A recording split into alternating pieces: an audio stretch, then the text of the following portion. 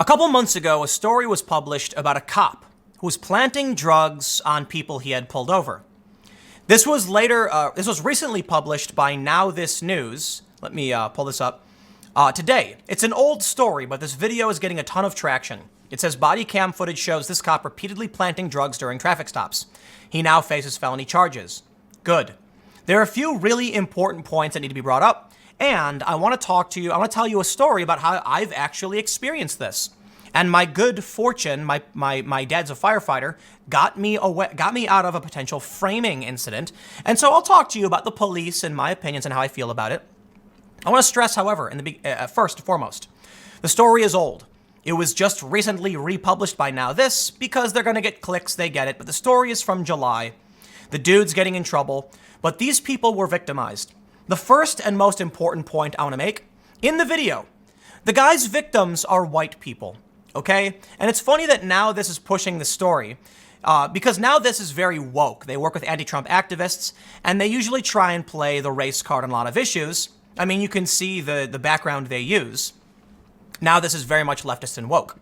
In the video they posted, they show the body cam footage where he's pulled over white people. Yes, because corruption knows no color. It can come from and victimize anyone. I'm from the south side of Chicago, man. It was a mixed area. We had white people, black people, Latinos, Asians, and the cops don't care what color you are. I've seen white people get beaten up. I've seen brown people get beaten up. The cops don't care. And I'm not saying all cops, absolutely not. I've actually, in Chicago, been saved by cops more times than I've been inconvenienced by them. But admittedly, the stories of the inconveniencing stand out because they're terrifying. I almost got mugged once. I was walking down the street, and this tall guy came up to me and started telling me to empty my wallet, just give him money and do the right thing because he needs it, he doesn't want to hurt anybody. And I laughed because first of all, I'm broke. I'm like, this is like 13 years ago. And I laughed and I was like, oh, okay, dude, like I don't got any money. You're not robbing me for anything. You could literally go through my pockets. You'll find an empty wallet. All I have is an ID in it. But the guy, he persists. A cop comes out of nowhere, grabs this guy and slams him against the fence and screams, "Not in my town." And it was one of the most like epic movie moments I've ever witnessed.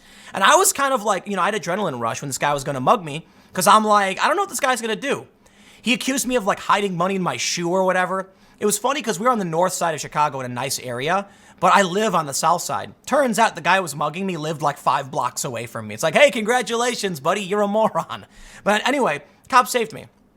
And I've had many instances like this, small minor things where like that's a very memorable moment. Most of the small things I encounter with police, not really worth my time, but I've had a few really negative encounters.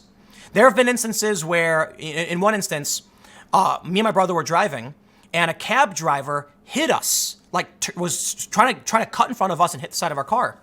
We went to the police station. The cops totally got our back, took care of us, and they were super professional and said, "We understand. Don't worry. You're not gonna, we understand what happened." The cab driver was trying to claim we hit him because he hit us, and he said like we turned into him. It made no sense. Now, I want to tell you about the time I actually got cops trying to plant drugs on me.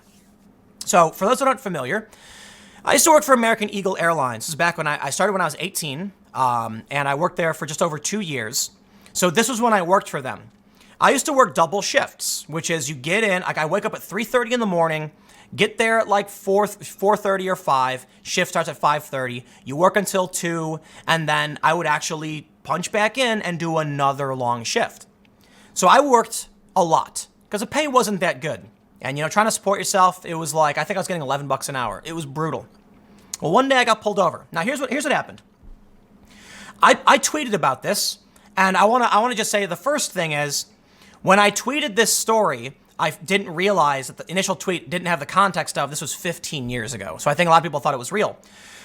But I've had a lot of people say they don't believe it. I can't believe this. Is this real? Did this really happen? Oh yeah. So let me take you down. Let me take you through a stroll down memory lane.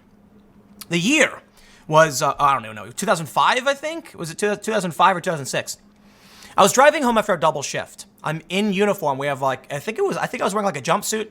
They have like jumpsuits you can wear, but they also have button-ups and you can wear Dickies. I may have been wearing the Dickies or the jumpsuit. I can't remember. exactly. If it was winter, I was wearing the jumpsuit. I'm driving perfectly. I get pulled over.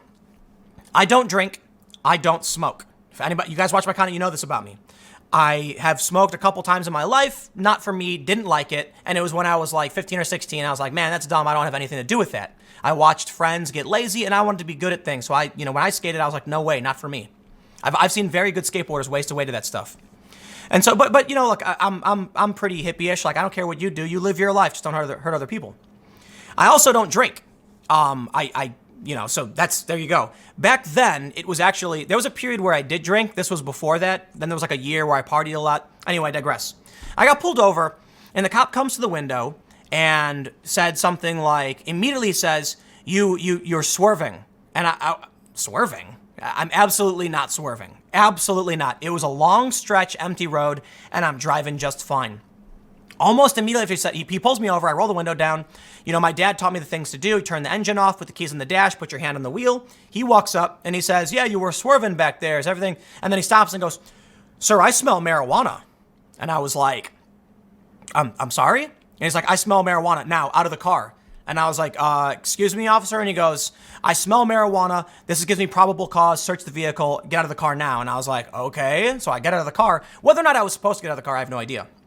I get out of the car, and immediately the cop grabs my arm, walks me back to his car, and calls for backup. And within a few minutes, backup arrives. He cuffs me, hands behind my back, and the other officer from the other vehicle holds the cuffs. He then starts asking me a bunch of generic questions. I don't know what he's doing, while the other cop puts on gloves and starts searching through my vehicle. And I have no idea what's going on. I said very little.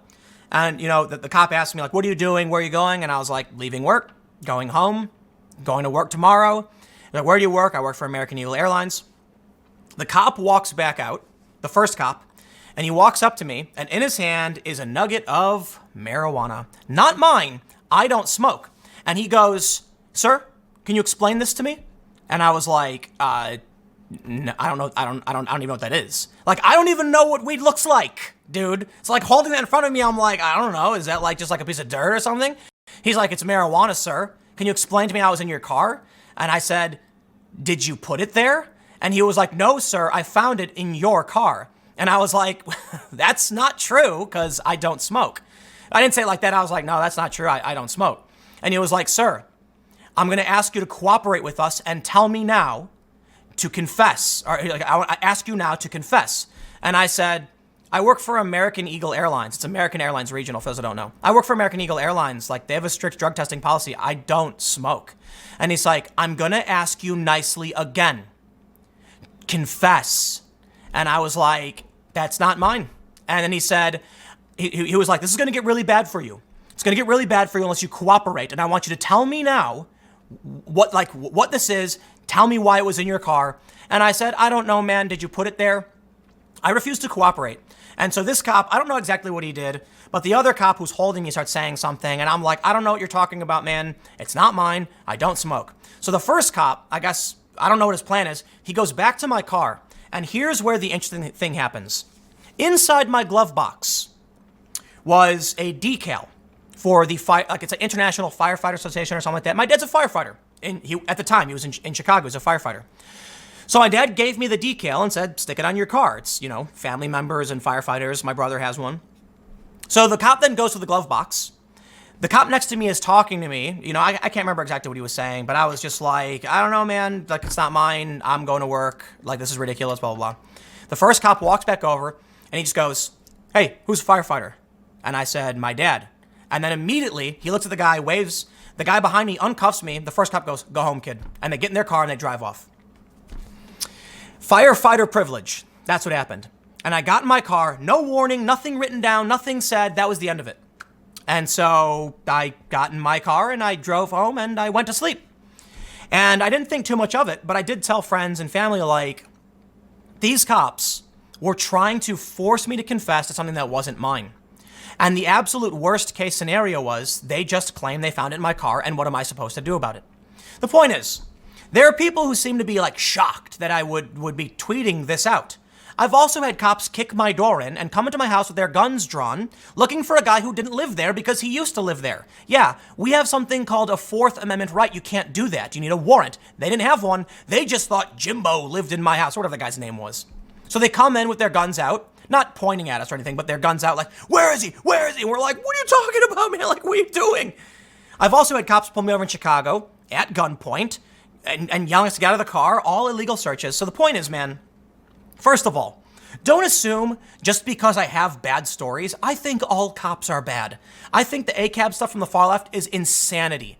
This is a criminal. Criminals exist. This is the important point. I have been victim to things like this. I was lucky. My dad's a firefighter. Not everybody is lucky. So I'll recognize the privilege of having a father who works for the city, and the cops, not city cops, by the way, it was suburb cops, were like professional courtesy. We won't frame the son of a firefighter, I guess.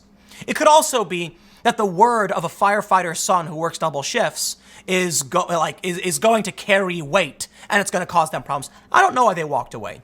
Probably because there's a courtesy where it's like, okay, it's a firefighter's kid, we better not. He works with us, whatever.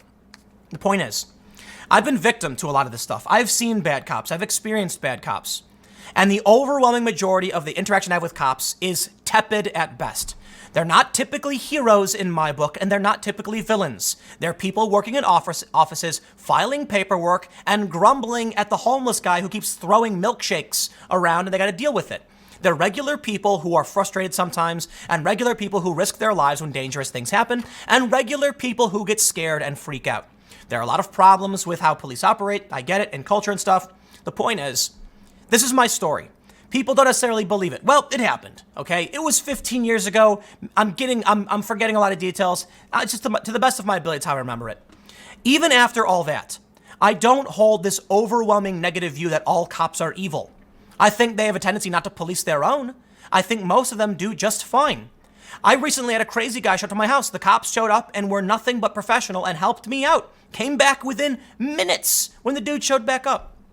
So out of all of the experiences I've had, and I've had many, 95%, okay, have been professional and particularly helpful.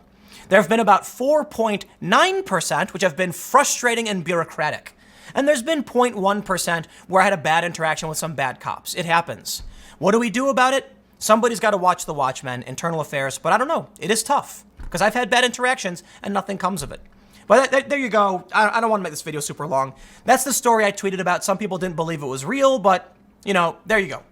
Anyway, stick around. Next segment will be tomorrow at 10 a.m. I will podcast at 6:30 p.m. Thanks for hanging out. I'll see you all next time.